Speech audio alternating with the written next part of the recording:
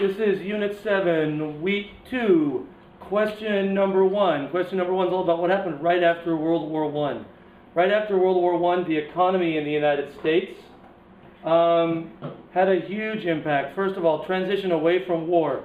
Thousands of men being unemployed, suddenly looking for work, competing with blacks when the Great Migration had moved north into the cities, factories transitioning out of producing wartime materials coordinated by the War Production Board, and unions with inflation that had gone up, demands for higher wages, tremendous turnover. There were 4 strikes. There were major strikes that impacted the United States.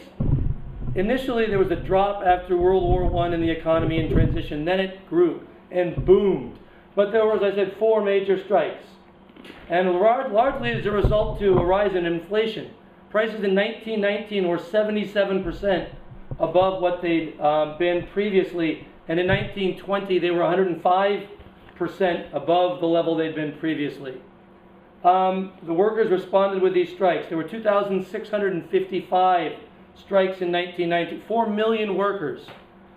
Ballpark 20% of the American workforce was in some form of strike. Remember, they deferred doing that because it was unpatriotic during World War I. Anyways, 4 major strikes. Strike number 1, Seattle General Strike. It wasn't like the AFL where they organized by type of work. A general strike is when all supporting groups go on strike. All different workers in Seattle went on support of the shipyard workers. So the city shut down. We're talking bakers in town. All different types of jobs walk off the job in support of one. Total shutdown. But instead of public support of unions, like in the Progressive era, 1900 to 1918, now they're resisting them. And eventually the federal government sends in the Marines to break up the strike and get people back working. The second is the Boston police strike. The police go on strike in Boston. Guess what happens? Crime goes up. First, the governor, Calvin Coolidge, keep that name, he's about to become president. What does he do?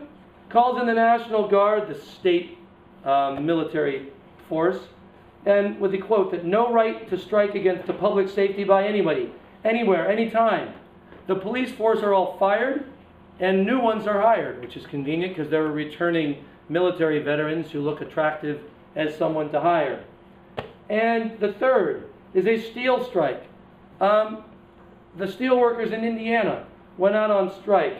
The government brought suit, injunction in court, and the head of the U.S. Steel refused to negotiate with the union.